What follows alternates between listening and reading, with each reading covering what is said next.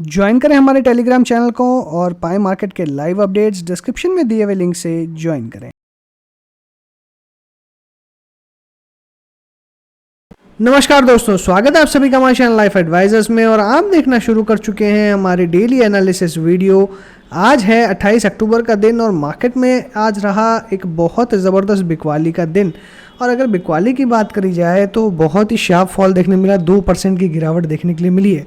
अगर हाइस की बात करें तो हाई से लगभग आज की अगर हम फॉल की बात करें तो आज काफ़ी बड़ा फॉल हमने देखा और आप एक्सपेक्ट कर सकते हैं कि ये फॉल शायद और कंटिन्यू रहेगा, क्योंकि जिस तरीके का फॉल है लगभग हाई से हम 800 पॉइंट ऑलरेडी करेक्ट हो चुके हैं। और यहाँ पे जिस तरीके के सपोर्ट्स दिखाई दे रहे हैं आपको क्लियरली नीचे में लेवल्स जो बनाए हुए हैं वो दिखाई दे रहे होंगे, तो ये सारे सपोर्ट लेवल्स है। तो आज एग्जैक्टली इसी सपोर्ट लेवल जो हमने कई दिनों से 17,800 का बना के रखा था, तो ये काफ़ी अच्छा सपोर्ट बन के निकल के आया है और यहीं पे सपोर्ट लेते हुए नजर आया। अदरवाइज अगर ऑप्शन चेन की बात करी जाए तो ऑप्शन चेन आज मंथली एक्सपायरी के कारण कंप्लीटली डिवास्टेटेड थी और हर जगह हमें कंप्लीटली जो पीसीआर है वो ओवरसोल्ड जोन में जाता ही रहा और कंप्लीटली जिन्होंने भी तेज़ी की पोजीशन बनाई थी वो सारे हर लेवल पर ट्रैप होते हुए नजर आए और इसके कारण ही जो फियर है मार्केट में बढ़ता हुआ नजर आया। विक्स 8% इंट्राडे हाई बनाता हुआ नजर आया और फिर कंटिन्यूसली बिकवाली देखने मिली। और मैंने ये बात जो है वो आपको टेलीग्राम चैनल पे भी बताई थी कि किस तरीके से मार्केट मूव हो रहा है। लगभग 12 साढ़े 12 बजे मैंने क्लियरली आपको एक इंडिकेशन दिया था कि मार्केट अब शायद रिकवर नहीं होगा और फर्दर फॉल देखने मिलेगा, क्योंकि जो रीजंस थे ओआई का चेंज, बाकी जो मार्केट का मोमेंटम था, वो सारी बातें मैंने आपके साथ शेयर करी जिससे एक एटलीस्ट आपको एक क्लैरिटी ज़रूर मिली होगी। लेकिन बात अब ये है कि क्या मार्केट यहाँ से रिबाउंड होगा, क्या वापस मार्केट सपोर्ट लेगा, क्या वापस हम ऊपर जाएंगे, क्या कंसोलिडेशन है, क्या मार्केट का ट्रेंड चेंज हो चुका है।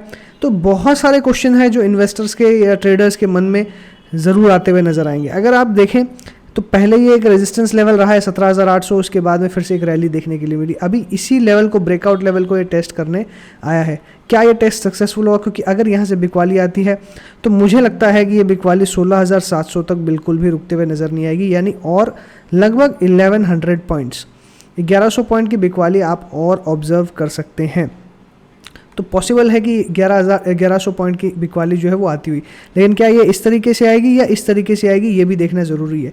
देखिए लास्ट 3 दिन के फॉल के बाद में वापस मार्केट ऊपर की तरफ गया, उसके बाद में फिर से एक अच्छा हैवी करेक्शन आज हमको देखने के लिए मिला और जिस तरीके से सपोर्ट लिया है 20 डे सिंपल मूविंग एवरेज, इसने आज ये एक बहुत कंप्लीटली अगर देखा जाए तो बहुत एग्रेसिवली ब्रेक किया है। और जब भी मार्केट एग्रेसिवली ब्रेक करता है तो एग्रेसिव व्यू ही आपको देखने मिलता है, इसलिए मुझे लगता है कि यहाँ पे डेफिनेटली बिकवाली हो सकती है, बट एक पुल बैक के चांसेस है। पुल बैक में मुझे लगता है कि फिर से आपको एग्जिट कर लेना चाहिए। लेकिन बात यह है कि क्या ये मार्केट वाइड सेलिंग है या किस तरीके का मोमेंटम बन रहा है, क्या हमें और जो small cap mid cap stocks है या हमारा पोर्टफोलियो उसको पूरा रीबैलेंस खाली कर लेना चाहिए।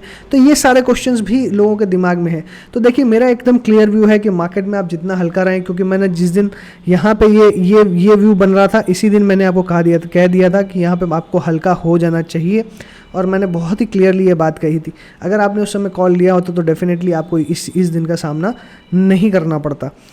लेकिन डेफिनेटली हम रिटेल सेंटीमेंट के हैं तो थोड़ा सा हमारे पास में ऑप्टिमिस्टिक हम ज़्यादा हो जाते हैं, इसलिए पोजीशन ज़्यादा बन जाती है। लेकिन खैर कोई दिक्कत नहीं है, मुझे लगता है आने वाले समय में फिर से ही चीज़ें इंप्रूव होगी धीरे धीरे। जैसे ही वापस मार्केट एक अपने अच्छे लेवल्स पे आएगा फिर से एक अच्छी बाइंग आते हुए नज़र आएगी आपको, इसलिए घबराने की ज़रूरत नहीं है। शॉर्ट टर्म ट्रेडर्स या जो लॉन्ग टर्म इन्वेस्टर्स हैं उन्हें तो बिल्कुल भी घबराने की ज़रूरत नहीं है।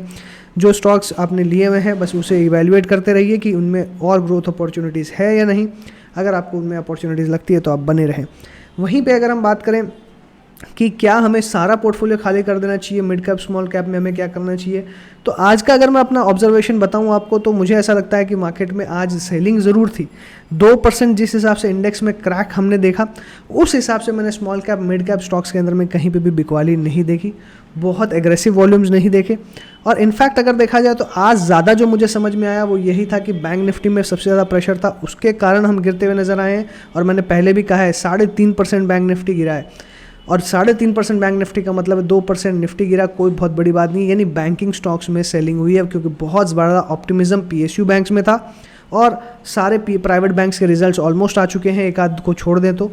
इसलिए जो वो ऑप्टिमिज्म था उसको जो झटका लगा है उसके कारण ये गिरावट देखने मिली है।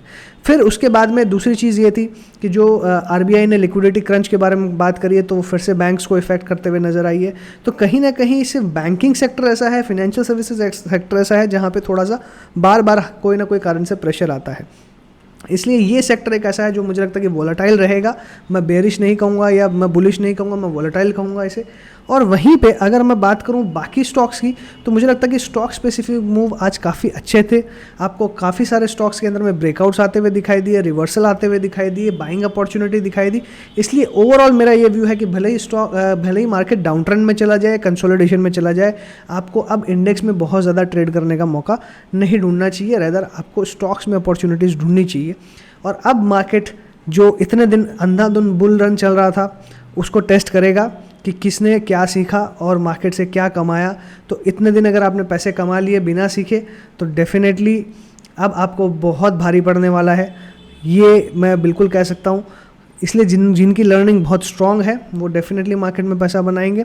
जिनकी लर्निंग से स्ट्रांग नहीं है तो आज तक आपने पिछले बुल रन में जितना पैसा कमाया है शायद आप उतनी तेज़ी के साथ खो भी देंगे। इसलिए बहुत संभल कर ट्रेड करें, अपनी लर्निंग्स का यूज़ करें और डेफिनेटली मैं आपको गाइड करने की तो कोशिश करूँगा ही।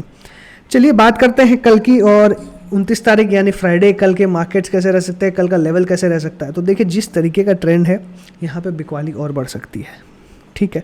बहुत क्लियर हूँ मैं इस चीज़ को लेके कि यहाँ पे बिकवाली और बढ़ सकती है, लेकिन लेवल्स किस तरीके के आएंगे ये डिपेंड करता है कि जो फॉलो ऑन सेलिंग है वो कैसे आने वाली है। फॉलो ऑन सेलिंग के बहुत एग्रेसिव आएगी या धीरे धीरे माइल्ड आने वाली है।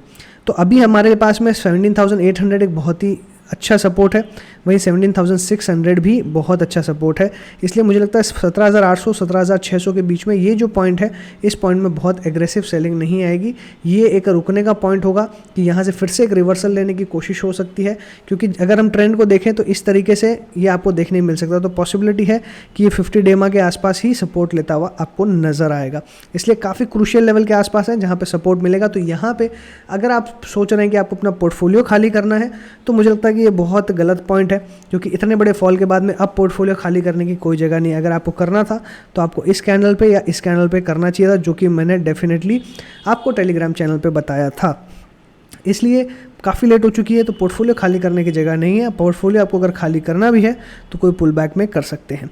अगर रेजिस्टेंस की बात करूँ तो मुझे लगता है कि अब मेरा जो तेज़ी का व्यू है वो 18,400 के पहले बहुत एग्रेसिव तेज़ी का तो बनने वाला ही नहीं है। 18,400 मेरे लिए एक बहुत इंपॉर्टेंट रेजिस्टेंस पॉइंट रहेगा अपसाइड में, और सपोर्ट में 17,600 तो दिखाई दे ही रहा है। इसलिए कल के अगर मैं सबसे पहले बुलिश लेवल्स की बात करूं कि अगर मार्केट यहां से एक रिबाउंड होता है तो आज का जो लो है 17,800 का यही एक सपोर्ट की तरह ऐड करेगा। 17,800 हमारा सपोर्ट रहेगा। ऊपर में वहीं पे जो मैक्सिमम लेवल्स मुझे दिखाई दे रहे हैं लगभग आप इसमें एक्सपेक्ट कर सकते हैं कि हमें 18,000 तक की लेवल्स फिर से देखने के लिए मिल सकते हैं। रैदर इसके नीचे ही 18,000 के नीचे ही आपको देखने मिले 17,800 से लेकर 18,000 यही हमारा एक बुलिश लेवल रहेगा। बेयरिश लेवल की अगर मैं बात करूं तो मुझे लगता है कि कहीं पे भी कल गैप अप ओपनिंग खुलती है, लेकिन 17,900 अगर ब्रेक नहीं करता है तो 17,900 से लेकर नीचे 17,600 तक का जो पॉइंट है, रैदर 650 मैं 50 पॉइंट कमी लूँगा, 17,650। तो 17,900 से लेकर 17,650 ये हमारा बेयरिश लेवल रहेगा। अगर साइडवेज की बात करी जाए तो बहुत ही छोटी रेंज रहने वाली है, 17,800 17,900। मुझे लगता है कि ज़्यादातर जो है अगर मार्केट इनडिसाइसिव मोड में चला जाता है तो आपको 17,750 से लेकर 17,900 के बीच में ट्रेड देखने मिल सकता है।